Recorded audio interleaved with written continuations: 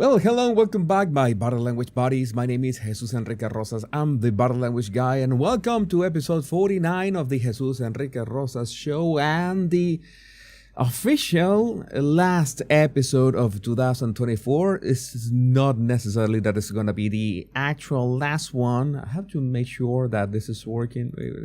Rumble is working. Are you watching on Rumble? Rumble is working, so we can move on.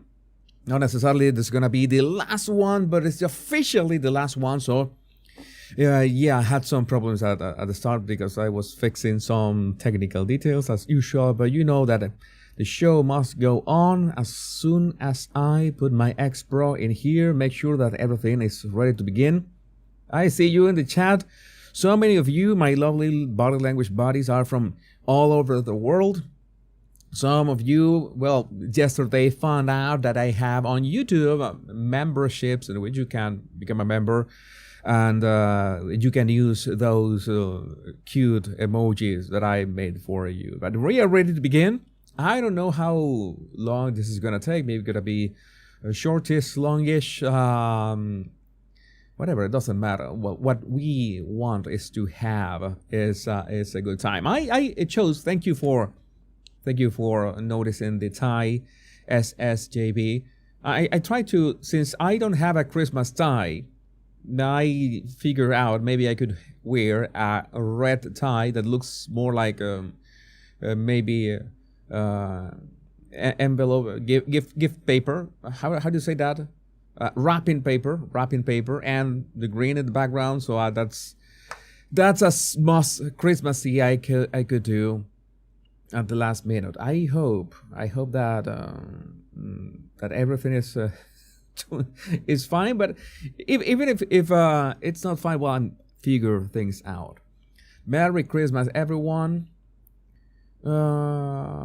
We must make it one more month till January. Let me see if I can just highlight your chat as usual. Hello from New York, Cindy Lou Who. And I think we're ready to begin. Wrapping paper. That's the word. Yeah, there's a pre-show face cam now. Something goody on Rumble. Merry Christmas. A Santa hat. No, I thought that a Santa hat would have been too, I don't know, too on the nose. Like anybody had a Santa hat. It's not my style, and especially because I need to wear just in case to monitor everything. Remember that this is a one-man operation. There's no producers. There are no assistants. There's just me and my tech here, and that is the hard part. I have to be on the lookout of everything. And if something, the thing is that if something goes wrong, I could yell at the one responsible, but I would be yelling at myself because I'm the one responsible in the end of this. I like to keep this extremely lean operation because, well, that's much better. I think that's much better. And with you, with the live chat, it becomes really nice, and we are ready to begin. How are we ready to begin? We are ready to begin with what is this? Why am I looking at my screen so badly? Okay, this is much better. Oreo version Nokia, or versión Nokia. This is in Spanish, but we actually don't need sound for this. And the sound is the sound was full ASMR of a lighter. But this is basically an ad against eating Oreos. I don't know how much you like Oreos. You thought that you could think that one of these brutal lighters that they look like the Elon Musk's rockets could just, I don't know, burn or melt an Oreo. But for some reason, these cookies are like virtually indestructible. I don't know. I used to like Oreo milkshakes, but you know that was my era. right now, like looking this 30 seconds and it doesn't melt or anything.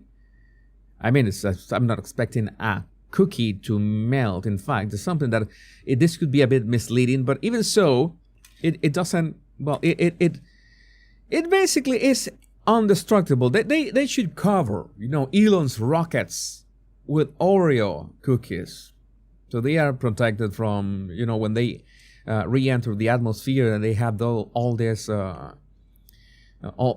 heat. It seems that, well, the wood in which it was standing was already smoldering. Hands off my Oreos. Yeah, maybe the insides were really cooked. And when we talk about cooking, we need to talk about this. OnlyFans stuff is getting weirder by the minute. This is not OnlyFans. We are a family-friendly channel for the most part. Sometimes we are not, and we are not. I usually try to warn you in advance, but I saw this, and I tried to figure out what was she trying to do. First of all, it seems that this brand, I saw so many people in my comments on X saying that the first mistake of this video, was using Ryobi or whatever, how do you pronounce that, tools. Like, it seems that those are the Temu of tools, and she was trying to drill a hole into concrete, which is it's not easy at all, and she was trying to have some leverage, and the kind of leverage she was going for was to put the drill board and then sit on the board and then just, okay, no, it didn't work. It did not work. Do not try this at home. I don't think this is the proper way, regardless of any drill that you use. I don't think this is the proper way to do things. This looks dangerous AF. This really looks dangerous. So make sure you don't do this.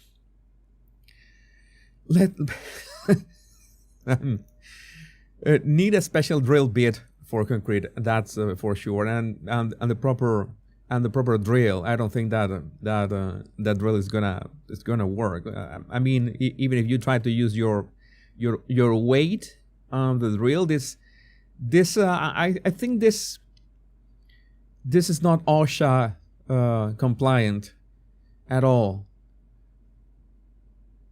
But I think that we were talking about, you're talking about idiots? Well, I can give you idiots, a lot of them. We should be talking about Biden right now. Where has IQ gone? In the case of Biden,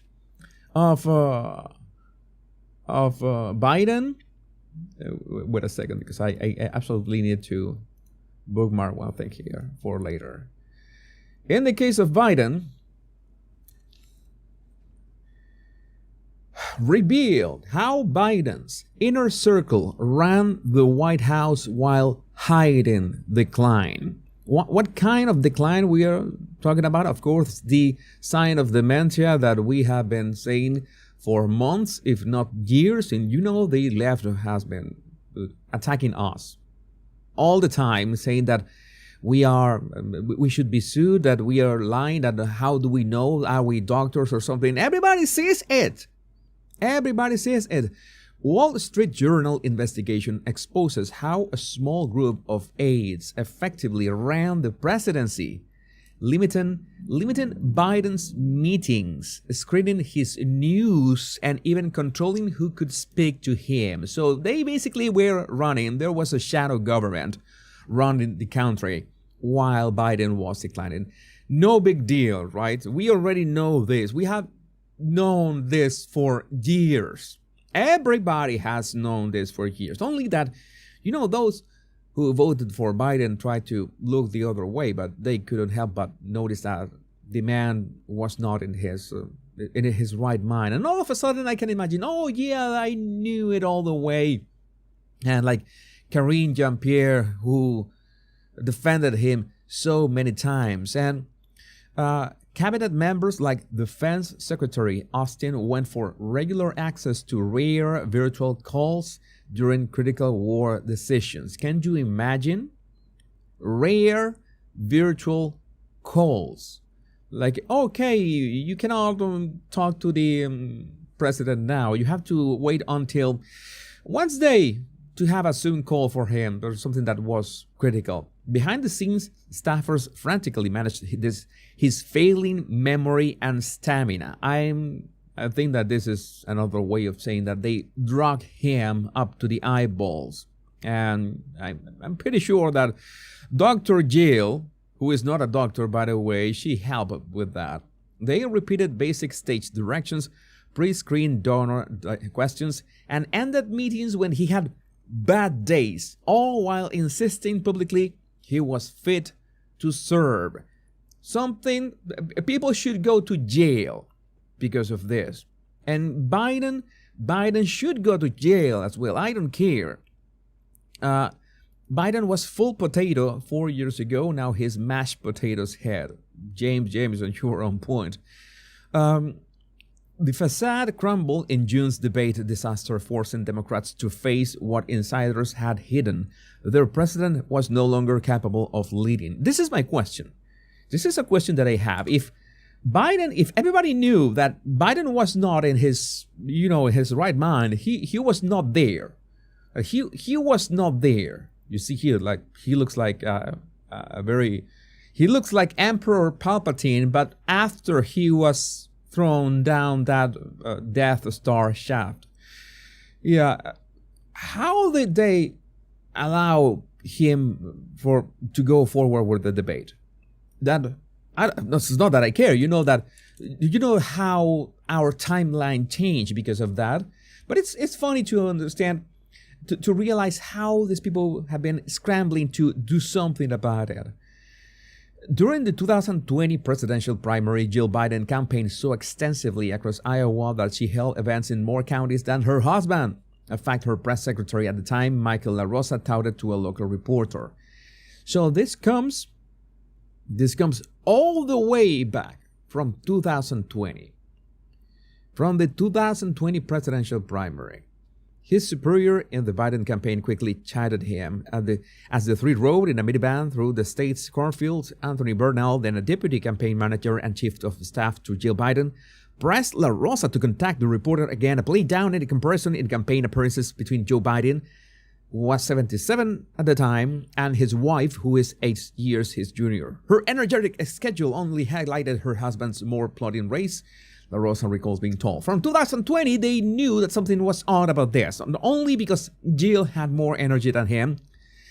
I wouldn't say that Jill had more energy. It's like Biden had no energy whatsoever. It was an empty vessel. We were talking about an empty vessel. It was senior advisors were often put into roles that some administration officials and lawmakers thought Biden should occupy. They thought, they tried to guess what was going on inside Biden's head, and some administration officials tried to guess that. They tried to guess that and act upon that. Let's say how this that's when you realize someone had to sign those papers, right? Someone had to sign those papers. So we can only guess that somebody signed those papers for him, or maybe at some point that happened in Venezuela at the time. There was it was a scandal back then that one of our presidents was just handed it was like an omnibus. It was like an omnibus bill, a lot of decrees that he had to sign, and he signed this that was not exactly right. There was a lot of corruption involved. It was a huge scandal. And maybe that's what happened here. Biden just sit very slowly at the Oval Office, and he is handed all these folders, and the folders are open to him very slowly. He grabs the pen. He looks at people with those petroleum eyes in which they are empty because he hasn't taken his drugs that day, and they tell him, Mr. President, you have to sign here. And he looks down on the paper, he looks at the line, and well, someone comes and takes the saliva out of his mouth, of all the toda la baba que se le cae, but then he signs and the next paper, and that was pretty much Biden for 4 years. We know that. Yeah, petroleum eyes. It was full. He was not there. Have you seen shark's eyes? Those were Biden eyes. Those aren't Biden eyes. They're not there. Press aides who compiled packages of news clips for Biden were told by senior staff to exclude negative stories about the president. The president wasn't talking to his own pollsters, as surveys showed him trailing in the 2024 race. They were lying to him. Oh, nice dress. Nice dress, Dr. Jill. Vote for Trump. Nice. Presidents always have gatekeepers, but one thing is gatekeepers. Those who make sure that only the right people talk to the president. And other thing is those who make the decisions for him because they try to guess what is going on in his head. That is a huge difference, right? It's like you said, I'm going to, maybe we have to talk about that. Maybe someday I don't do the Jesus Enrique Rosa show. And Castellano, you are on the comments. I see you. And Castellano comes here. Sí, se le cae la baba. Castellano comes here and he begins to do the show, thinking, trying to guess what would go through my head to make this show. No, that is not going to work. That is not going to work because, well, first of all, I am the dictator of this show. Well, I'm a dictator of just one man dictator. I dictate over only one person. But, well, that's life. But then Biden had not only gatekeepers, he had puppet masters. He has puppet masters right now. It's not like these administrative officials were acting on their own, because if the Wall Street Journal is reporting on this so openly, it's because maybe someone wants to cover their tracks. It starts with O. That someone wants to blame. I'm going to highlight this. I'm going to use my super highlighter. I allow it. Administration officials were to blame. It starts with O. Can you guess who it is? Can you guess who's the puppet master who wants to blame administration officials right now? Yeah, it is the most wisest president yet. The White House operated this way even as the president and his aides pressed forward with his re-election bid, which unraveled spectacularly after his halting performance in June debate with Donald Trump made his mental acuity an insurmountable issue. You mean Obama? Yes, Obama, Obozo, Barack, Barry, however you want to call him. Yeah, I think that this is Obama ordered this kind of, this piece. So, there's no puppet master you don't need to look for any puppet master.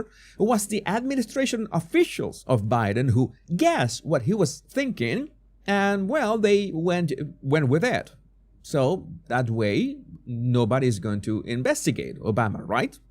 The Obamas are free to go. Soros is free to go. This account of how the White House functioned with an agent leader at the top of its organizational chart is based on interviews with nearly 50 people. So it's not like the Wall Street Journal is taking this out of their arses. No, they want to make it sure, want to make it really clear that this was a thorough investigation. No, it was not Oprah for once. It was not Oprah. Obama. Oprah. Oh, there's I don't know who else by O can it be. I don't know who else. Barry Obozo. White House spokesman Andrew Bates said Biden earned the most accomplished record of any modern commander-in-chief and rebuilt the middle class because of its attention to policy details that impact millions of lives. So many people called him the best president in the history of the United States, and now they're all piling into him. And at the last minute, and Elizabeth Sally has become a member. Thank you, Elizabeth, and welcome. As a member, now you can use my cute emojis. Good days and bad days, the president's slide has been hard to overlook.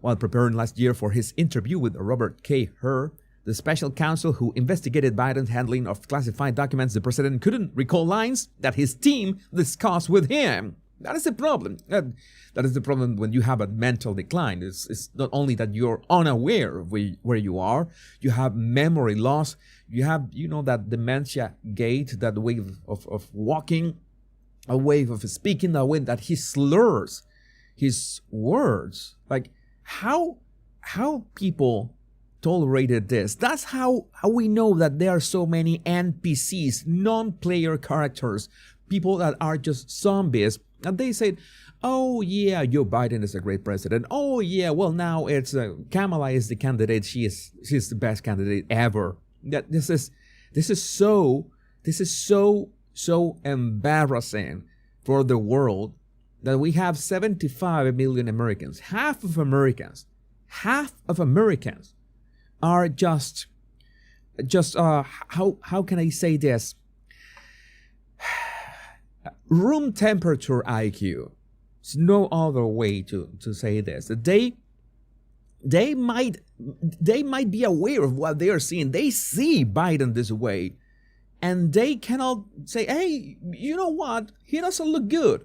The system put Biden at an unusual remove from cabinet secretaries, the chairs of congressional committees, and other high-ranking officials. It also insulated him from the scrutiny of the American public. The strategies to protect Biden largely work until June 27, with the Atlanta debate. And we know what was left of him. So now the Wall Street Journal has unveiled all the dementia, all the memory, all the stuff. This is stirring the pot. But notice that they're putting the blame on his aides, on his administration officials. This is important. Somebody, the actual puppet masters, want to disguise. They want to, make this kind of fog of war. It's kind of, this mist so you cannot see what is really going on. They know what's coming. They know that maybe Donald Trump has said that there's no day of reckoning coming, but they know that this is not going to be pretty for them. It's going to be really ugly for them, indeed, when the FBI declassifies all that is coming. But I would like to know what you think about this in the comments. Let me highlight your live chat. So many of you, right? It's great. Yeah, the room temperature IQ. When Kash Patel arrives, well, that it's going to be just a bombshell. We want, all our countries want more transparent governments. That's what we want. We want more transparent governments. We deserve that. Every single country deserves that. Make sure we would have here, and we can continue to the next topic. What is the next topic? I don't remember what is the next topic. I think that everything that I have here. Oh yeah, the next topic of today is about Luigi. We need to talk about Luigi. What's happening with Luigi? Oh my God! I know that the last time we talked about Luigi was in other contexts, in video games context. Well, urban myths and legends. Prosecutors, we don't want to turn Luigi Mangione into some kind of martyr. That's why we are charging him with terrorism. But at the same time, they had this show, the NYPD and Mayor Eric Adams. You know that Eric Adams, I think that he's desperate for a re-election. He's desperate for a re-election, and that's why he's making all this He's pulling out all the stops. He's making sure to remove all those migrant shelters. He's stopping all the aids in terms of those debit cards that he was handing to people. Can Luigi get a fair trial? I'm sure that he's gonna get a fair trial, but it's gonna be highly politicized and highly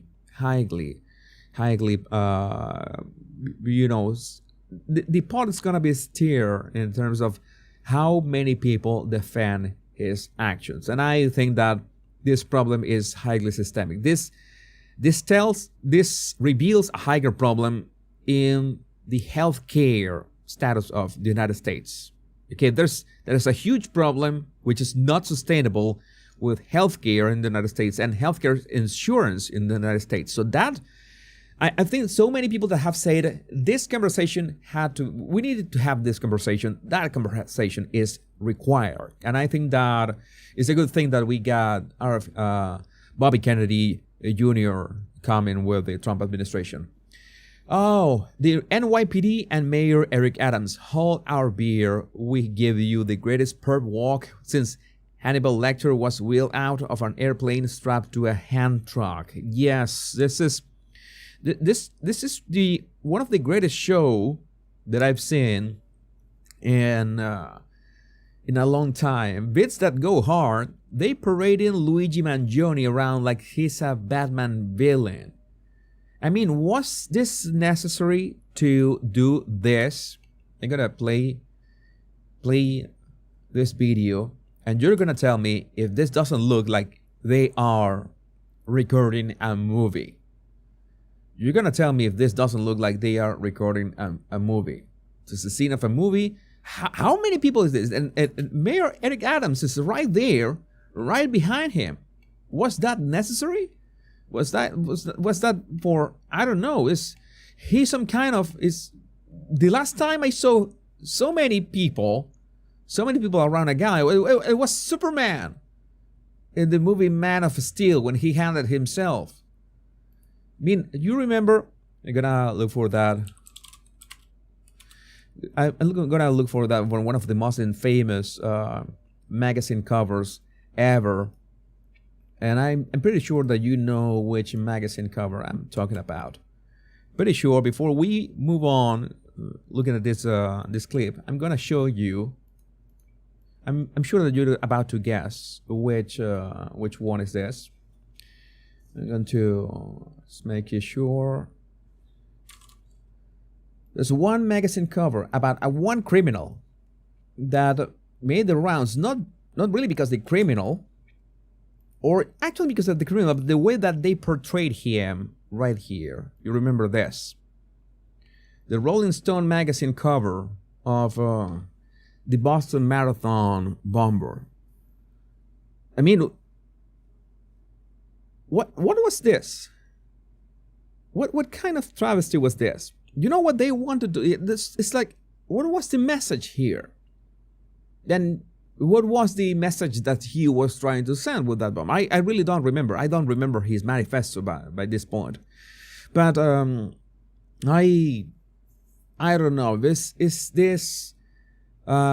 romanticization. How do you say that? Es hacerlo así como romántico, hacerlo como épico, hacerlo como si fuese un héroe. It's like make them as heroes instead of, they should fade into obscurity. Bomber, yeah, the bomber. Yes, I always forget that. But that's not what should happen. And you know that this is special in this case, in which they somehow are doing this for what? Made him a celebrity, but take months. You are so on point. They made him a celebrity, and they are making Luigi Mangione a celebrity as well. That is on point. Lisa Michelle 67.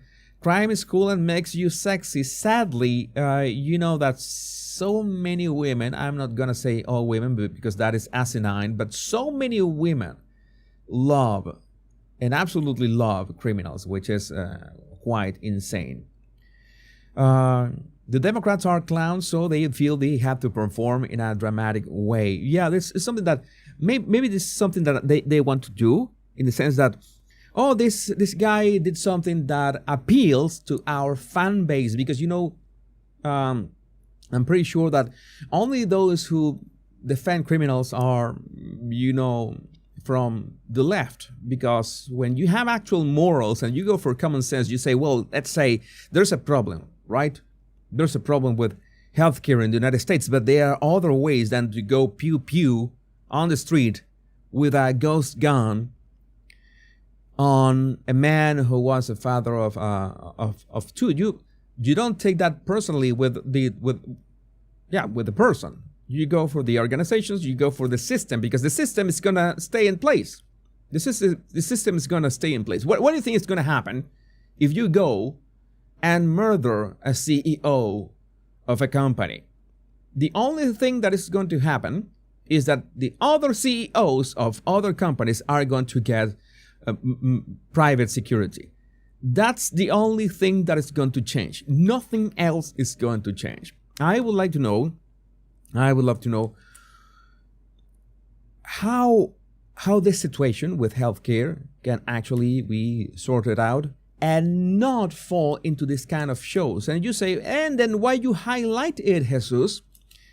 Because you know that I'm in charge of highlighting manipulation. I'm in charge of highlighting narcissists. I'm in charge of highlighting toxic personalities and how they use this kind of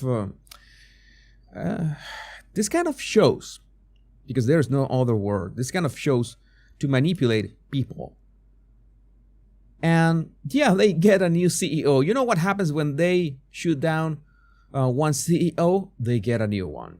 And that new one is going to have reinforced security, all the security that he or she needs. That's what's going to happen. This is a distraction. This is a distraction from the actual stuff happening. Oh, now this is ironic, because whoever it's not one person or one organization, whoever could be in charge of remotely doing something about healthcare in the United States, they would pretty much prefer the attention of everybody be in this guy. Yes, it sounds ironic, but that's how it works. That's how you use headlines to cover your own tracks. You don't want people to talking about you and your inactivity. Let's talk about this guy, and let's make sure that everybody on the internet, because what is going on in the internet, there's this discussion. Is he a bad guy? Is he a good guy? Did he do something right, morally wrong? What is that? The discussion is about the assassin and not about the healthcare system in itself. In that sense, if you want to send a message, if Luigi Mangione wanted to send a message, he is being used by these people. The people who actually could do something. And who is that people? Maybe you know who is that people.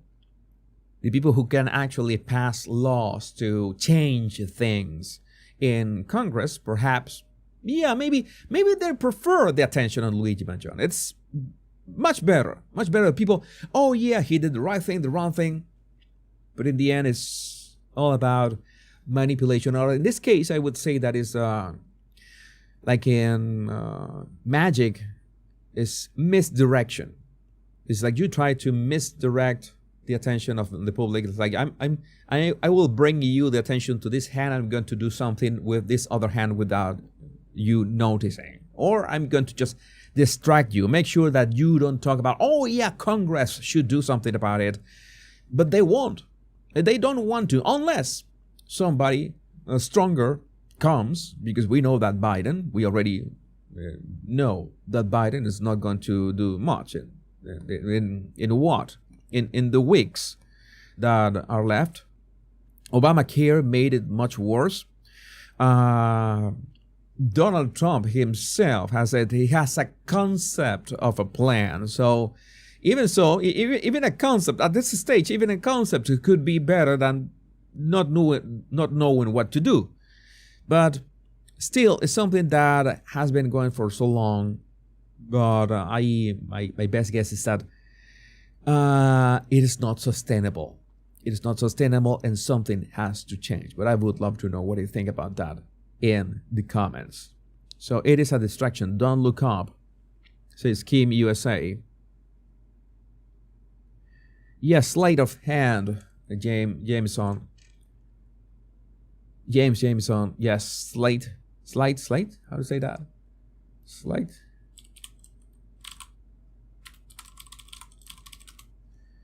Sleight. Sleight of hand. Sleight. Sleight of hand. Sleight of hand. You know, they have this very quick fingers to do the things. What is Kamala doing? Anything? Something is going on that Biden had to come back in a rush from his holidays, and Kamala had to come back to the White House from California as well. We don't know yet. We don't know yet.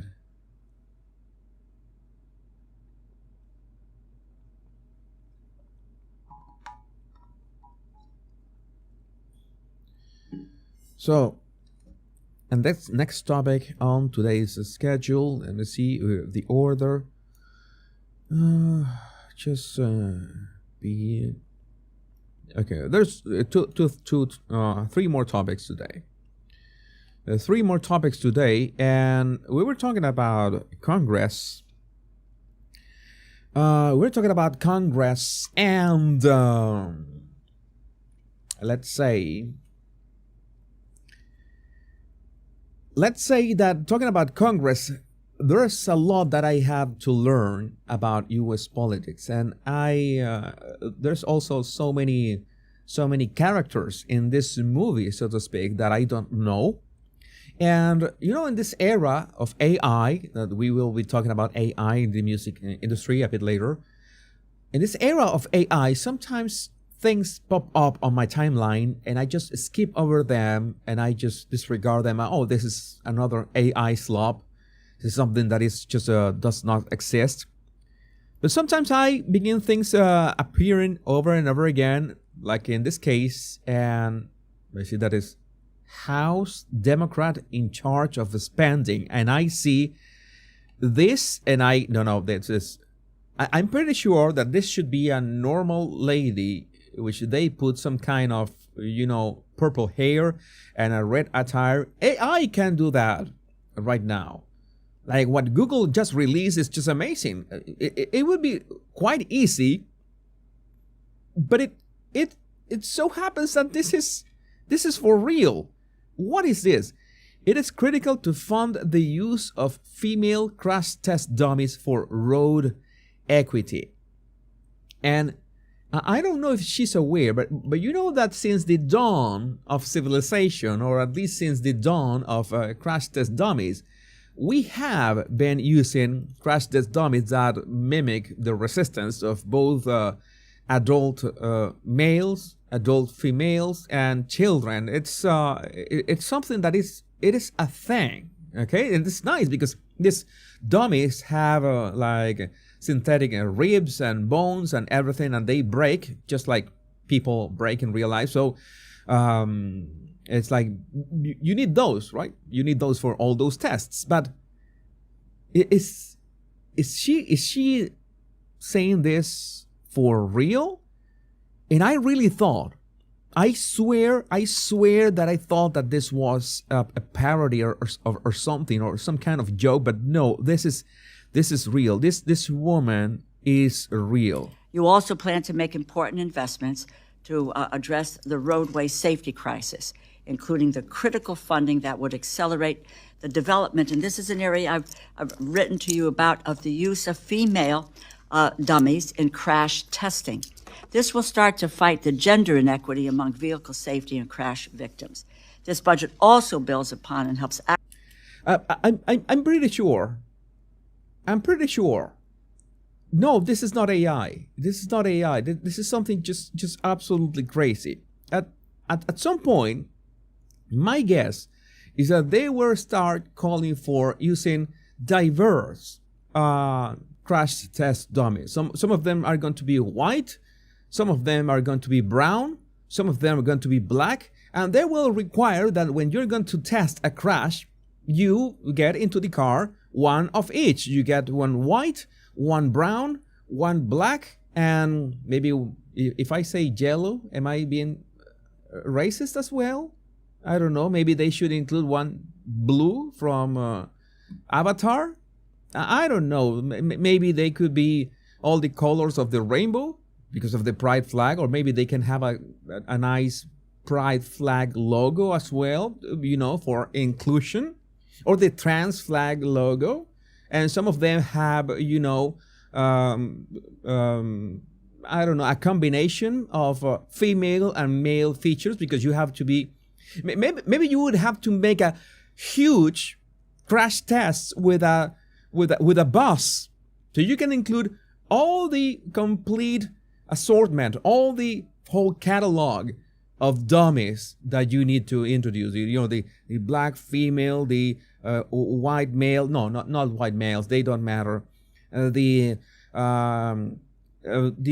black, disabled, lesbian, female, I don't know, two spirits, like in Canada. I don't know. It's like make this kind of voodoo doll crash test dummy, and maybe that moment that will be enough. Yeah, I don't know.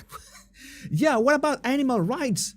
What about animal rights? Include dog crash test dog dummies, crash test cat dummies, crash test shark dummies, because shark lives matter. We were talking about the petroleum eyes of sharks, and sharks' lives matter. Sharks are in danger of extinction, so we should test all those cars with sharks, with maybe baby sharks inside them, and see if the baby sharks can withstand a 60 miles per hour crash.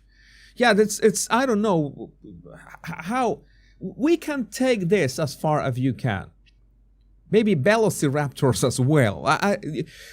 I can be very creative, but I can see that sometimes this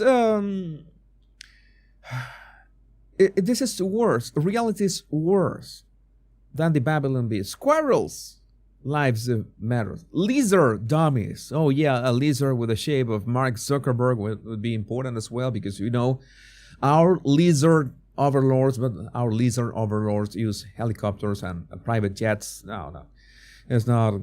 I am going full David Icke with that one, but it's true. But there's another video. Before I mention the other video, J.E. May, thank you for your super chat. Have a Merry Christmas, Jesus. Watch out for the Grinch. Oh, I am the Grinch. No, seriously, I love Christmas. I love Christmas time. I used to be not very fond of Christmas, but now I love Christmas. Maybe I am the Grinch after all. I used to not like Christmas, and now I like Christmas. Oh my God, I'm the Grinch. I'm the Grinch at the end of the story in all cases, but thank you, J.E.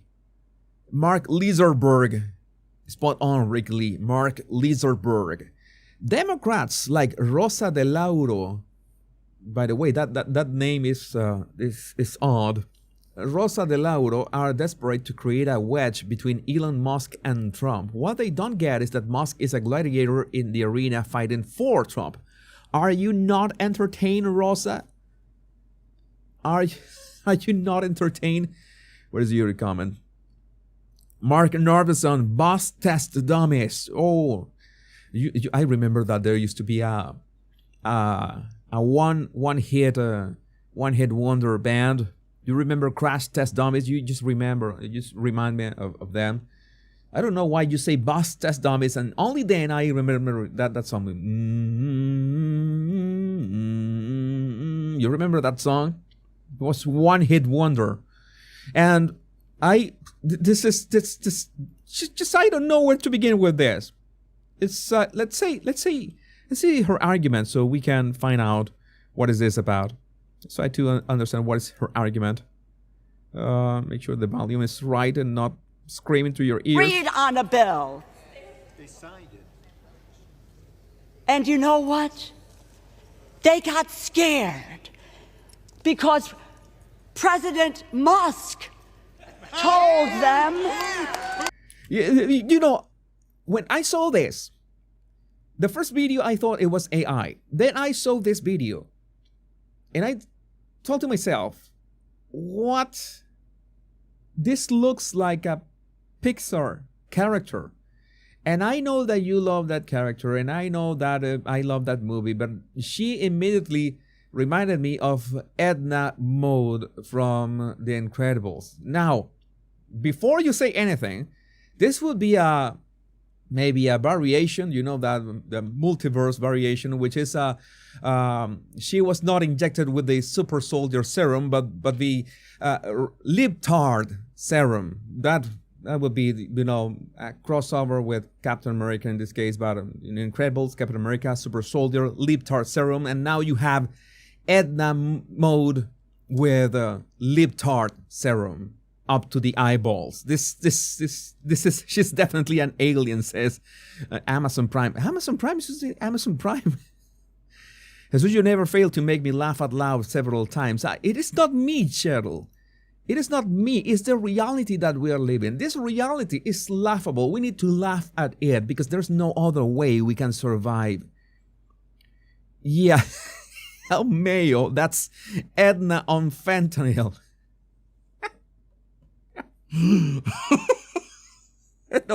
Edna on fentanyl. Yes.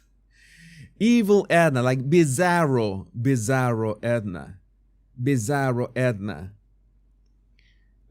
Yes, this is, yeah, the libtard serum. We need to make a comic. That is one of the things of AI, that we could create a comic like in minutes about that. Like Edna injects herself with the libtard serum and she transform into this and just appears like that in Congress. What is happening? President Musk said, don't do it. Don't do it. Shut the government down. Imagine. What does he know about what people go through? She even moves like one character of a Pixar movie. You know that they move like this? And they do this kind of animation when you have these unhinged characters that speak like this way? Yeah, this is the whole thing. It's the whole thing. I wish this was like, I don't know, some kind of AI generated fever dream. Is when the government shuts down. Are his employees furloughed? Hell no. Is he furloughed? No. And when you shut the government down, people don't get paid. And maybe if none of us got paid if the government shut down, some people on the other side of the aisle would feel differently. This is the poster child of old man yelling at clouds. This is old man yelling at clouds, but you know, that libtard edition. About where we're going. She looks like the vegan teacher. Yeah, Robin Richardson, just spot on. I knew that she reminded me of somebody, that vegan teacher that I think that she disappeared, by the way. I never heard about her again. I don't know if she's still around. But yes, I knew that she reminded me of somebody.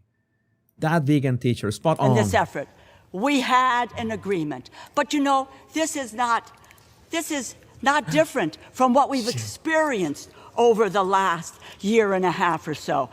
Think about it. Biden, McCarthy, deal, come together. Next day, walk away.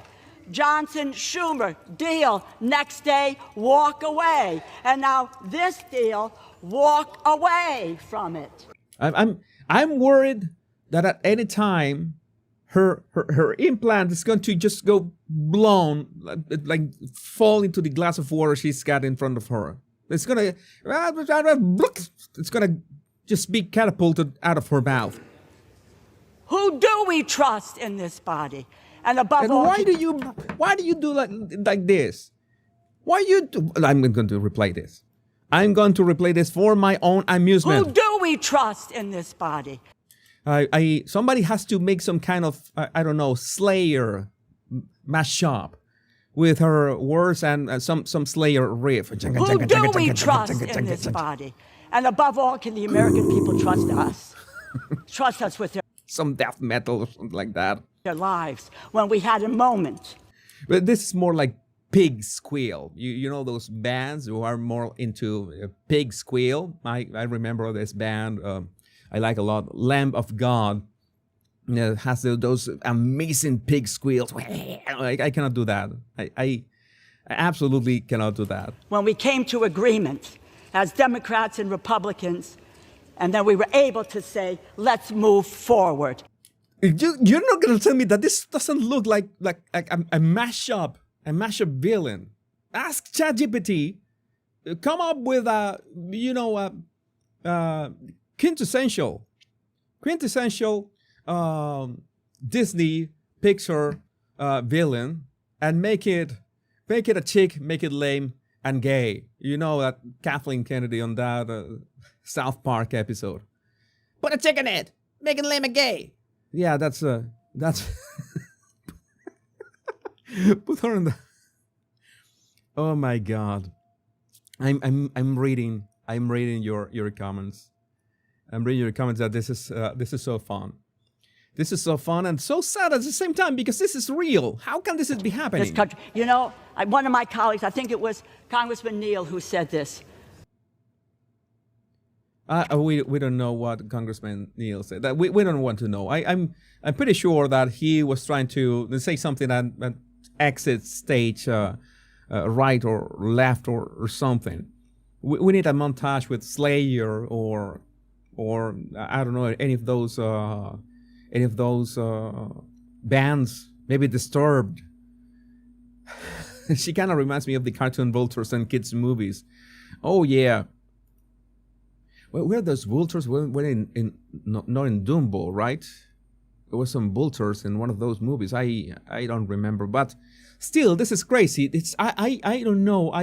The only thing left is what do you think about this in the comments. So that's why I'm going to make sure to highlight your chat and know that the magic. This is hands down. This is we already found the secret to. Oh my God. Biden is traveling to Italy before he leaves the office. And Karine Jean-Pierre now claims Trump and Elon Musk are trying to add $5 trillion to the national debt. This is crazy. And Karine Jean-Pierre blames Elon and Republicans. Nearly every Democrat voted against the CR after all the pork was removed.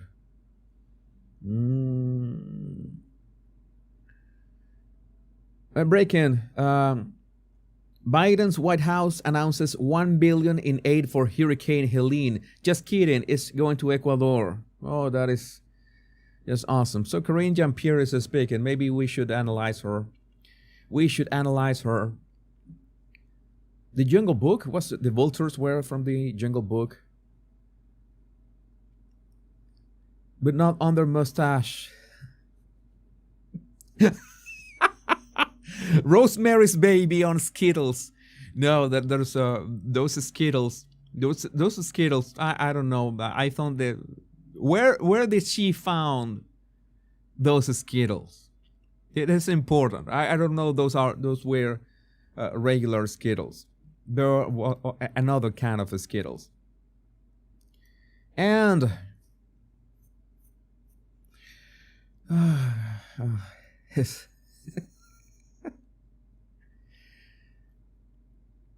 all of this is so great. So let's move forward. And I'm going to talk about this guy. We're going to talk about the one guy. Let's talk about Tim Pool. Something funny is that I sometimes block people on X. And at some point, I don't remember why I blocked Tim Pool. I really have no idea. Sometimes I used to be a bit of if I saw a retarded take, then I just block the person.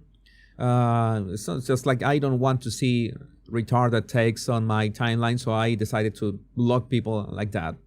But at some point I realized that they had more solid takes, and sometimes they were just joking, so I decided to give them an opportunity. It happens once in a while. I unblock people, and sometimes I even start following them. So that happened to Tim Pool, just to make some kind of background.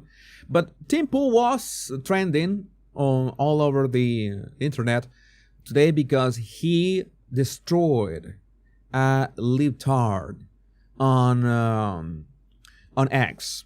So not on X, on his podcast. And I wanted to react to this. Everybody was talking about this. It was this chap. And I wanted to talk about this with you and react to this raw. I know you like it raw, the reactions, I mean.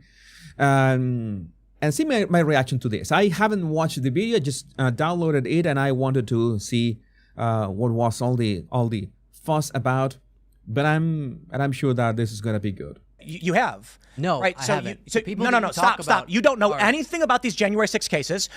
But wait, it was about the January 6 cases, the discussion. You don't know why these people are in jail. You don't know that a man is in Brooklyn right now for 3 years without charge or trial. And when Donald Trump says these people have been held for too long, you say, no, Trump is wrong. Keep them locked up. That's fucking fascist.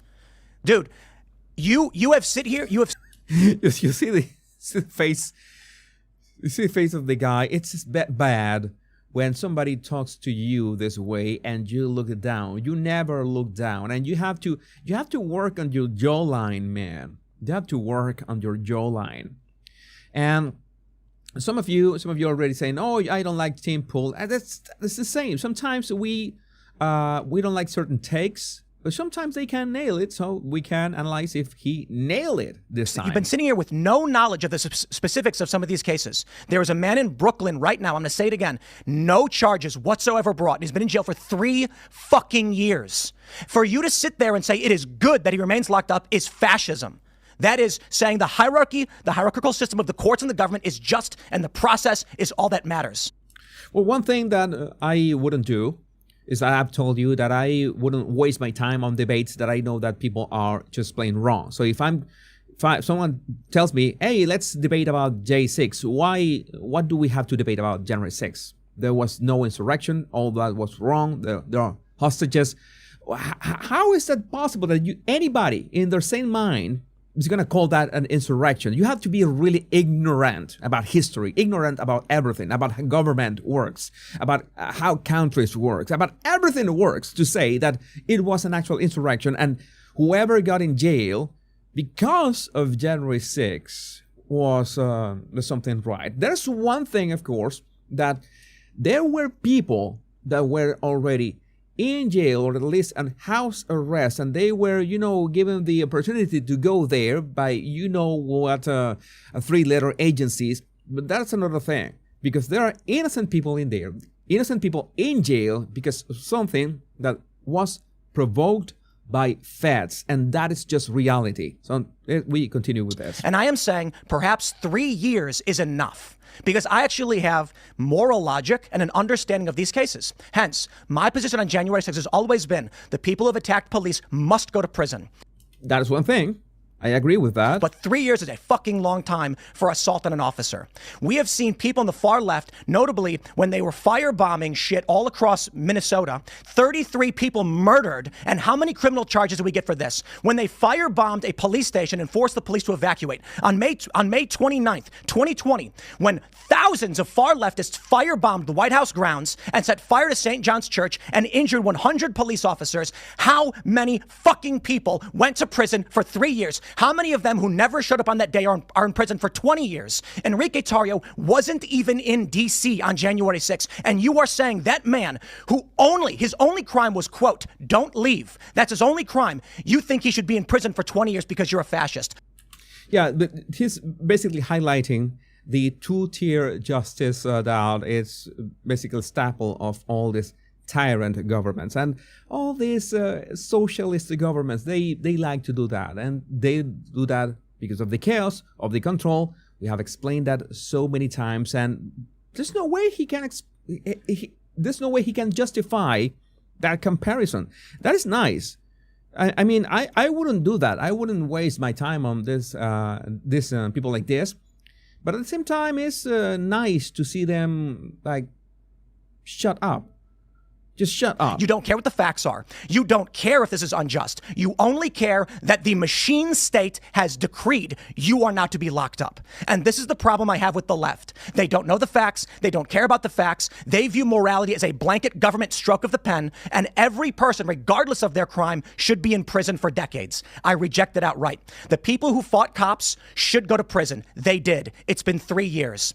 But when you've got people who are on misdemeanor charges for having walked into a building at 4 p.m. after the riot, and I know some of these people, they walked into a building for 2 minutes and walked out, and they got 18 months for that. I don't see you defending the innocent people who walked onto a public grass at a public building after a riot had been completed. You don't know, you don't care. You've taken a tribal position and people are suffering because of it. Now you say that Donald Trump saying the injustice that we've seen warrants commutation or pardons. You say that means he's advocating for violence. This is the ultimate problem. Then you cite a press release from Maryland saying, but the right's more violent. Okay, that's I say this is a recollection. I thought there was more like a back and forth. I see is Tim Pool having this it's recollection of events, and the other guy never says anything. Yeah, this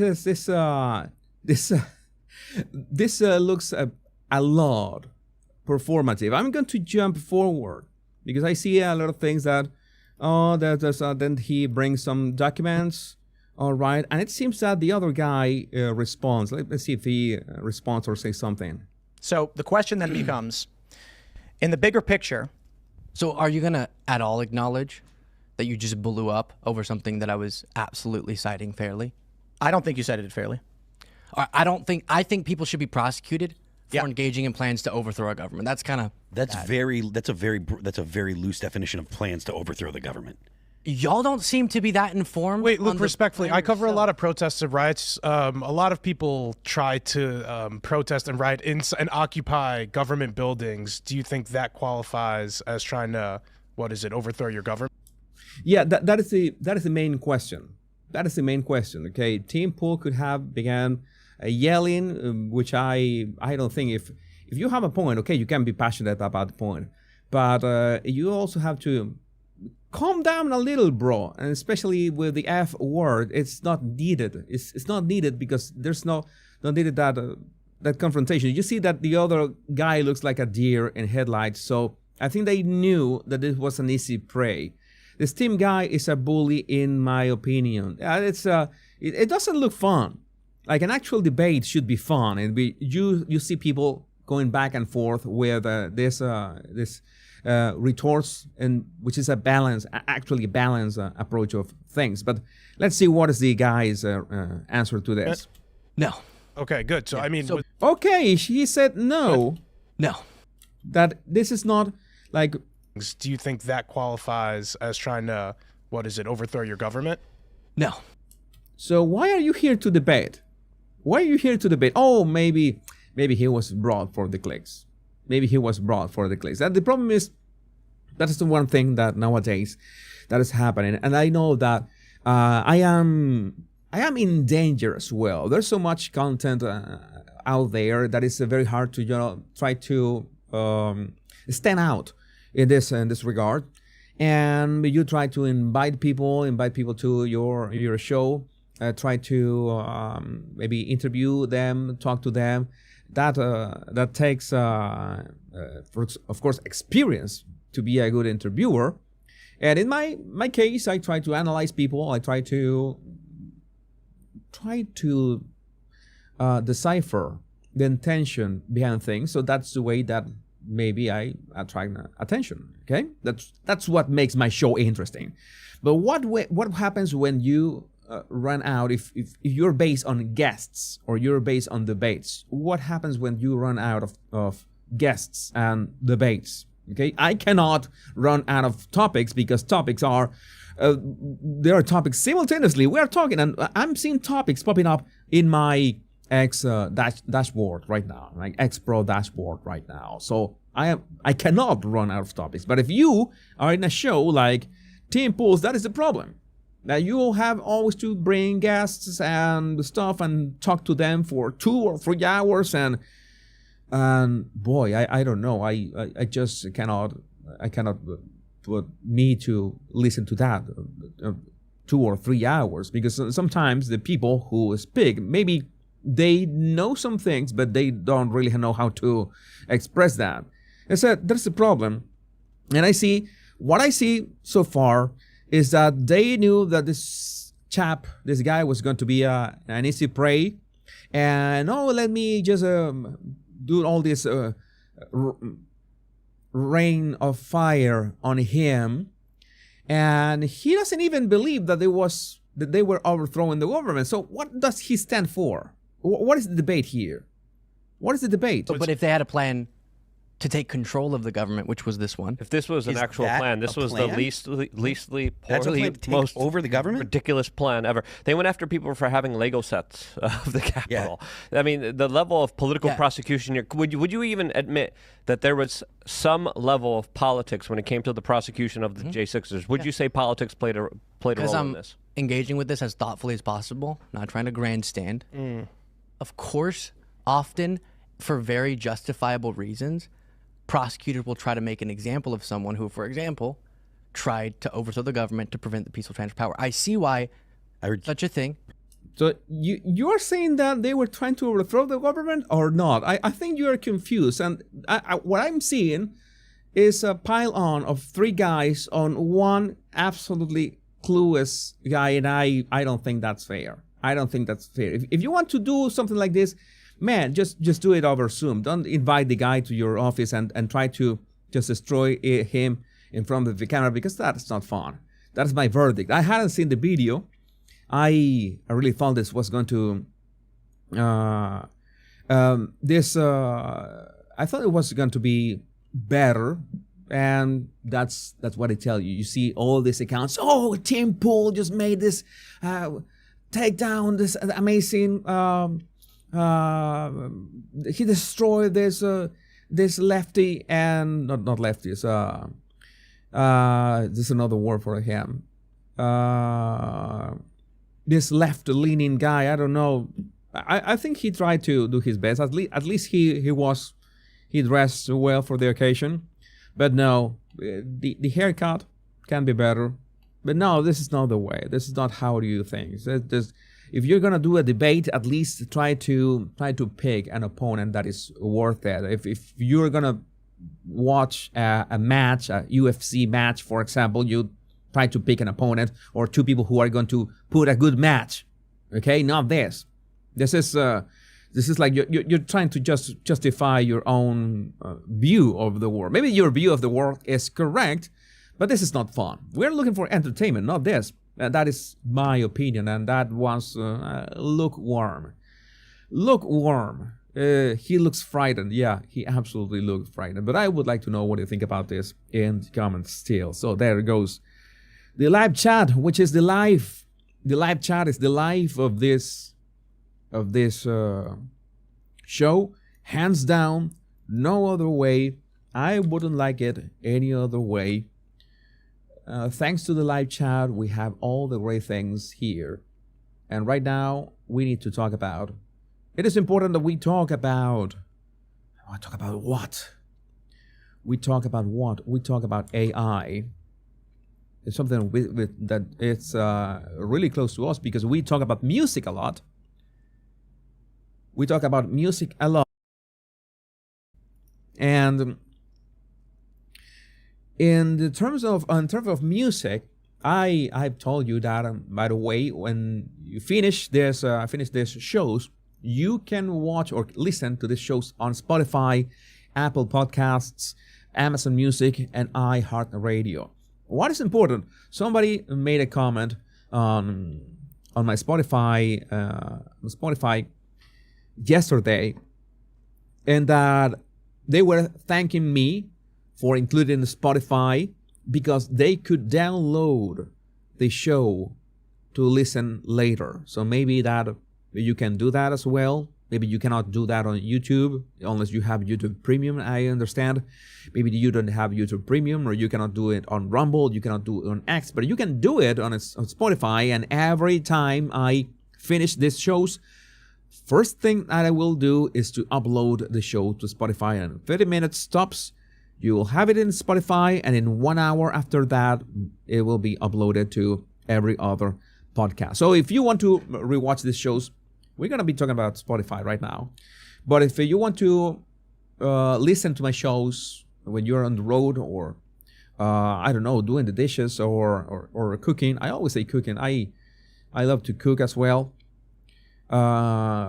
Usually cooking helps me draw the food anxiety away, something that's quite odd. But we need to talk about Spotify now. Rumble finally works on my walks. That is nice.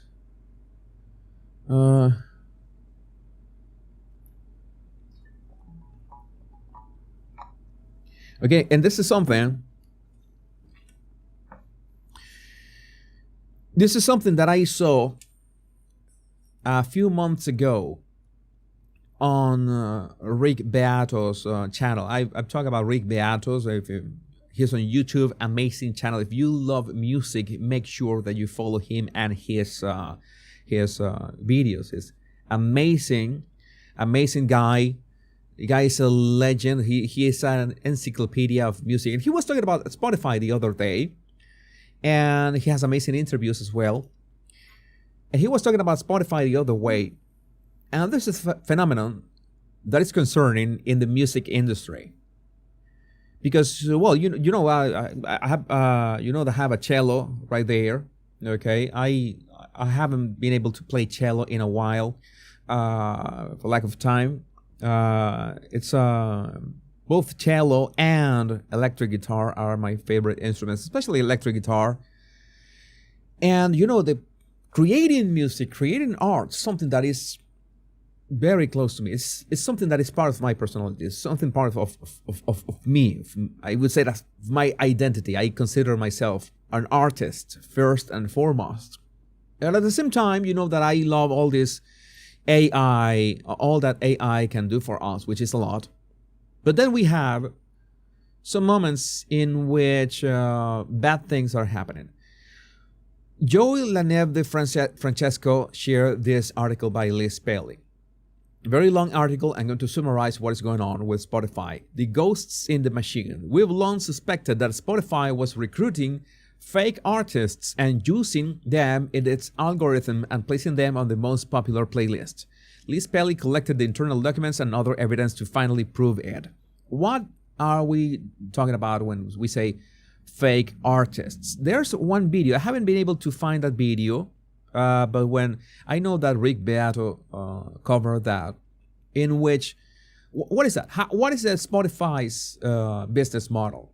Well, you are a musician, you are an artist, and you sign up with Spotify, and then you put your music in there, and for each stream, you get paid one fraction of this advertising revenue. Okay, and you get some advertising revenue from putting your music on Spotify, and of course, Spotify keeps the other half. It's like YouTube. With YouTube, we go half and half. But then, what if maybe Spotify said at some point, what if we could remove the part that there's an artist that we have to pay? What is that? How is that? Who's going to make the music? Who's going to make the music that people is going to listen? And that's what Liz Paley found out.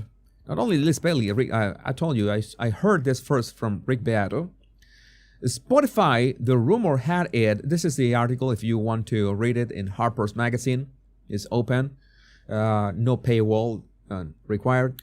Spotify, the rumor had it, was filling its most popular playlists with stock music attributed to pseudonymous musicians, variously called ghost or fake artists, presumably in an effort to reduce its royalty payouts. How does this work? Well, there were people actually creating music with artificial intelligence, with AI, and you know that once you get the gist of it, you can create a lot of music in a very short time and just flood Spotify with your songs. And if you're good at spotting trends, you can create catchy songs and, well, make good money. Spotify spotted this, began to ban these fake artists because, there were not bands or singers. And was one guy with a computer with access to this AI models, and you could create the song with them. But at the same time that Spotify banned these musicians, these fake musicians, they say, hey, wait a second. What if we do this ourselves? Okay, we don't allow fake musicians in our platform, but maybe we can allow, making the music ourselves. Or maybe we can talk with this most popular fake musicians and go to some kind of arrangement with them and, make sure that we get a fairer part of the slice of the pie. So Spotify in essence is looking to produce fake content or content from fake artists, fake music, synthetic music, in order to not pay anybody any royalties. Is that simple? So you will be essentially listening to music created by computers, not by humans. So by July, I'm going to try to explain where is this starting. By July, the story had burst into public view after a Vulture article resurfaced, a year-old item from the trade press claiming that Spotify was filling some of its popular and relaxing mood playlists, such as those for jazz, chill, and peaceful piano music, with cheap fake artist offerings created by the company. This is important. A lot of the music that we are talking about is the music that we use for background. Lo-fi hip-hop. I don't know if you listen to the Lo-fi Girl on YouTube. I used to listen to the Lo-fi Girl a lot. And I didn't pay attention who were the composers of the music. Okay, there were people who actually composed that music. And channels like Lo-Fi Girl compile those songs. But in this case, since we don't pay much attention to who writes the songs, then these platforms are beginning to take advantage of that. All right, you just want some relaxing music? There's your relaxing music. Who composed that relaxing music? A robot. And they can insert advertising in there, and they get to keep all the advertising revenue because no human composed that. Before the year was out, the music writer David Turner had used analytics data to illustrate how Spotify's ambient chill playlist had largely been wiped of well-known artists like Brian Eno, one of my favorite artists in the genre, Bibio, and John Hopkins, whose music was replaced by tracks from Epidemic Sound, a Swedish company that offers a subscription-based library of production music. What is production music? It's just AI slop. And the problem is that I call it slop, but in many ways, it is, sometimes it's great music. It's catchy tunes. It's are great songs, are actually listenable songs. And you would say, how far has gone AI in this? How much is humans using AI to produce music, and actually the magic of creating the music is something that the human can control, and at what point is the machine deciding what the music should be? Because a machine can say, all right, I'm going to produce this pop song or this ambient chill song. And I know the kind of ambient chill people like because we have the analytics. Because as Amazon has the buying analytics of people, YouTube has the viewing analytics of people, then Spotify knows which kind of songs people like. And at which points of those songs people just drop off or change the tune, or they keep listening. and they just have to feed that into an algorithm of on the training data for an AI, and with that, the AI can know how to create the most catchy music based on all that amount of content that Spotify or all the user data, that Spotify has. Why exactly were the tracks getting added to this hugely popular Spotify playlist? We knew that the ghost artists were linked to certain production companies and that those companies were pumping out an exorbitant number of tracks. But what was their relationship to Spotify? Well, I'm sure that Spotify is using them, right, that for profit, because creating one song is next to what? It's like Spotify might pay them lump sum monthly, and they create, we could say, hundreds, if not thousands of different tracks vetted by executives at Spotify, and they just put it in there. They just paid a lump sum for all the rights, and they can play them indefinitely. And since we are talking about hundreds or thousands of songs, they never repeat. And you can have a playlist with 1,000 songs made by a computer, and you will never know. And all these artists, people that actually study this, they want to create music, they get sidelined of there. They want to be in Spotify. They upload the music, but there's so much slob in this regard. And right now it's only ambient music. What happens? Rick Beato made a good video about that. What happens when AI begins to sound great, and pop songs, rock songs, metal songs with voice? That is going to be concerning. Imagine a completely made up band, and you can just generate in an afternoon 10 albums. I'm not saying 10 songs, 10 albums, 10 songs each, 100 songs. All of a sudden, then you can even generate the images of the musicians and just create a band out of nowhere, and the band doesn't exist. That's absolutely possible with the technology nowadays. And it's scary. Where are we going as artists? According to a source close to the company, Spotify's own internal research showed that many users were not coming to the platform to listen to specific artists or albums. They just needed something to serve as a soundtrack for their days, like a study playlist or maybe a dinner soundtrack. Yeah, like some of you listen to my voice, to my rambling here. And that's nice. Thank you for doing so. I will not be replaced by AI. I will fight the machine. I will fight the machine. In the lean back listening environment that streaming had helped champion, listeners often weren't even aware of what song or artist they were hearing, because you're doing something else.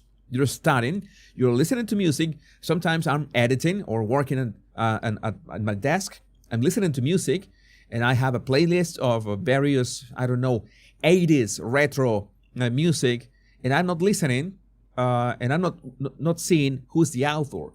Sometimes a tune is so good that I say, oh no, I have to save this one for, because it's so good.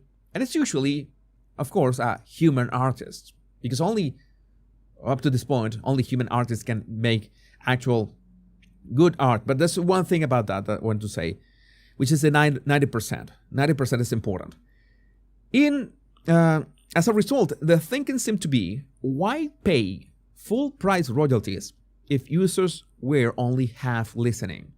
It was likely from this reasoning that the Perfect Fit Content Program was created. Perfect Fit Content Program is PFC, so it's just AI slop. What is the problem with this?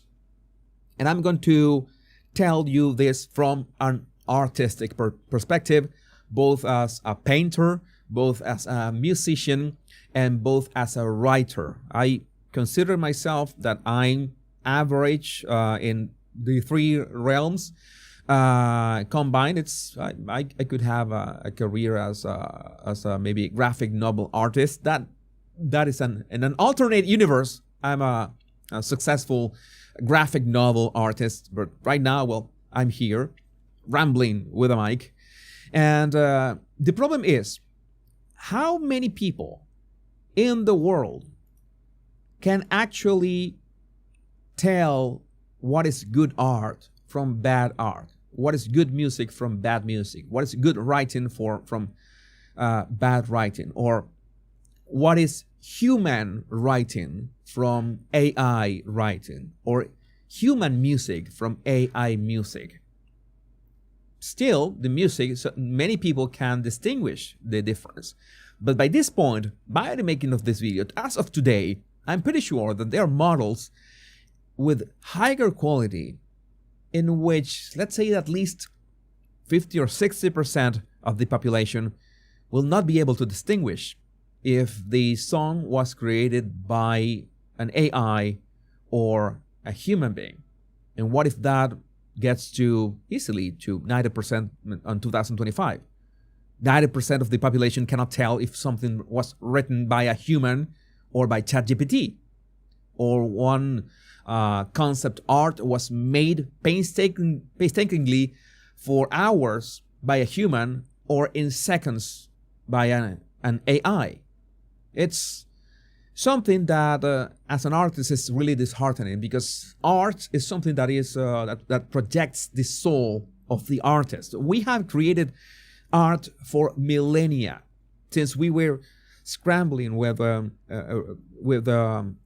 red dust inside caves. And right now we see that the machines and the prophets are trying to eat us alive. I say this sadly, as I have this huge conflict of interest, because of course, not a conflict of interest, it's more like this conflict of viewpoints, in which I am an artist in many fields, but at the same time an accelerationist, and I love science fiction, and I love the potential of AI, of doing so many things good for humanity, but I can understand this huge clash between them. And to my fellow artists, I'm going to tell you this: the quicker you adapt to the AI revolution, the better you will do. This is not something that you can ignore. This is not something that you can battle. This is not something that you can try to stop. Don't go Unabomber on this, please. It's not possible. This is inevitable. So in this regard, it is better if you use your most important power. And if you are an artist, you know Rick Rubin's words. The most important thing an artist has is his or her sense of taste. An AI could create 1,000 songs, but only a human's sense of taste would say this one is gonna be the hit song. And you, my fellow artist, you might not be able to compete with AI producing art. That's true. We cannot compete with calculators doing mathematical operations. That is silly. It's just not possible. But we know how to operate the calculator. And you as an artist can learn how to operate the AI to give you unlimited options in creativity, and maybe ride that wave because of your sense of taste. Remember that what sets you apart, my fellow artists, is your sense of taste. What is really not good? What is great? What is awesome? That is what distinguishes you from AI, and that is your edge over the machine. Never forget it. But I would love to know what you think about this in the comments. So, all right, where are we here? A super chat. Christy B, I'm about to block you. Artists are overrated anyway. Blocked. I'm going to block you. I'm going to pretend you didn't say that. I'm going to pretend you didn't say that. What do you say for having Jesus come on live tomorrow just to play us a little Christmas tune? Oh my God. I would love to do that. I'm pretty sure Mr. Skate, besides AI always adds extra freaky fingers to everybody. Well, sometimes extra fingers can be helpful. I'm not going to elaborate on that. AI doesn't have to do the things that you have to sell or be able to be famous. No. Beautiful. Free speech, though. CW, I will play clarinet. That I will set you apart. That is important. This all this is important. We need to remember all this. Jesus playing would be amazing. I should play. I should play at some point. Haven't played in ages. I would play guitar in all cases, not cello. I'm still an amateur in cello. AI is fake. Yeah, we could say that AI is fake. It's synthetic. It's not the real thing. It can be very good. It can be a really good. That is the scary thing. It can be a really good, but we need to fight that. We need to fight. Show my paintings also. I have a story about my paintings. I could make more paintings, but I don't have the time. The problem is that I have moved so much, and I have moved many times over my life, and my paintings, most of them, I have given them away.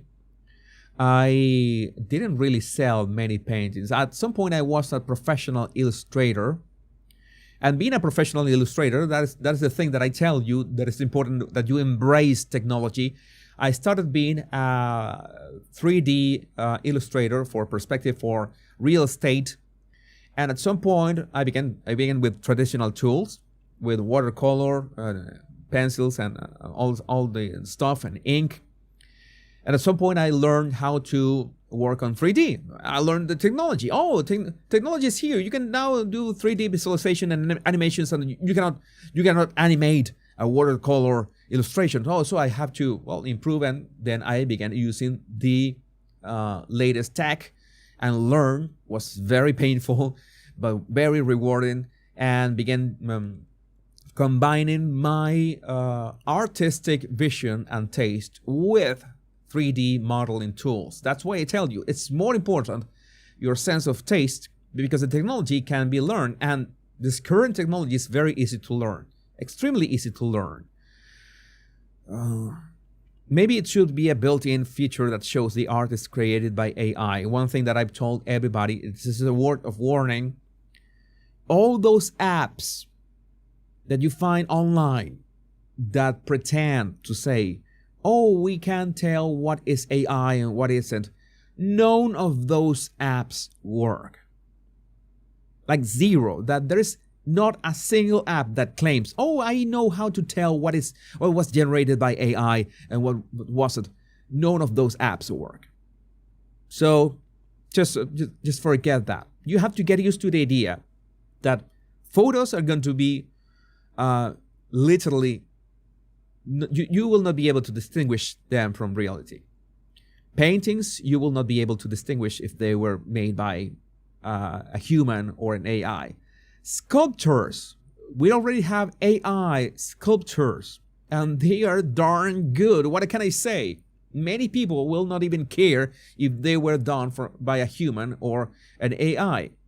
So that's the thing that I say, that in many ways we will enjoy and learn to appreciate more sculptures made in the past or paintings made in the past, because we will know that they were made by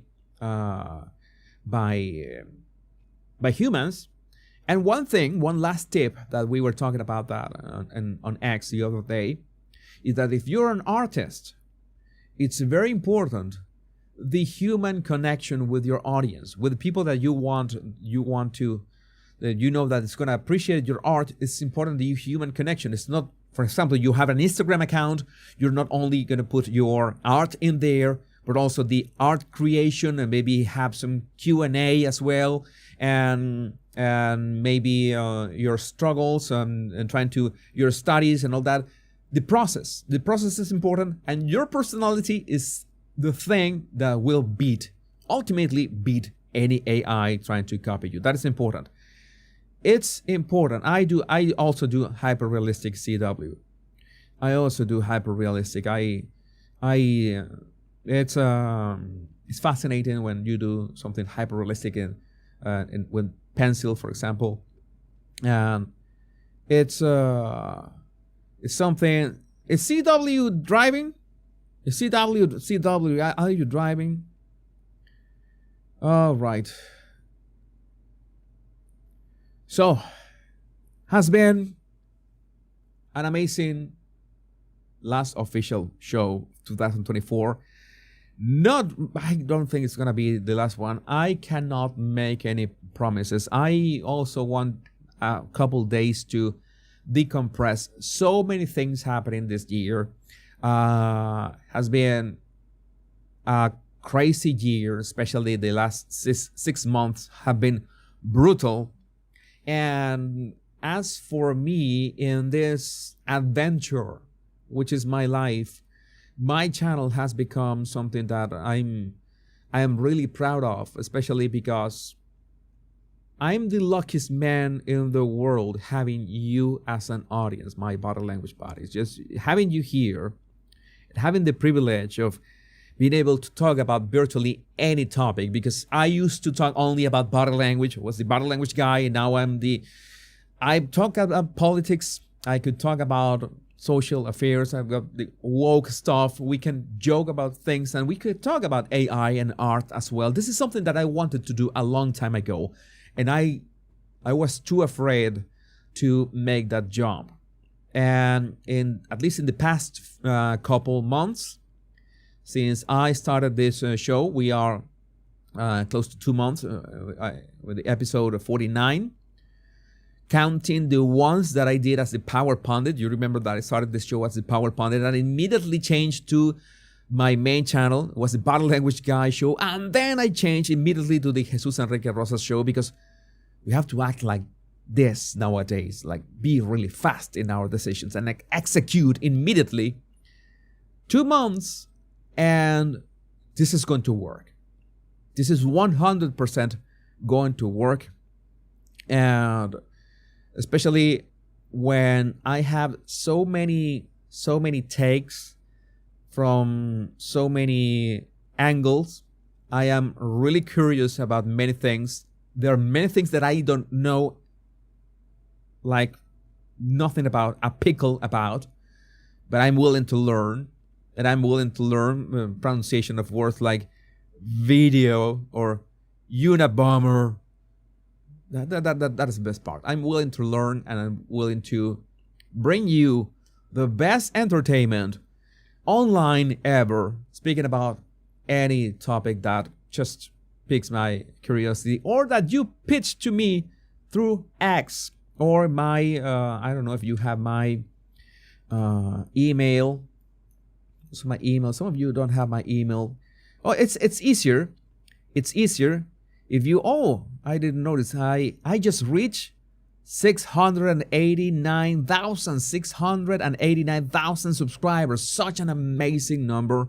And we are on a road to reach 700,000 subscribers. All thanks to you, my lovely body language buddy. So you want to reach out to me?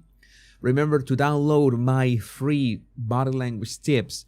When you do that, when you download my tips in the link in the description of this video, you will be subscribed to my email list. All of that is free.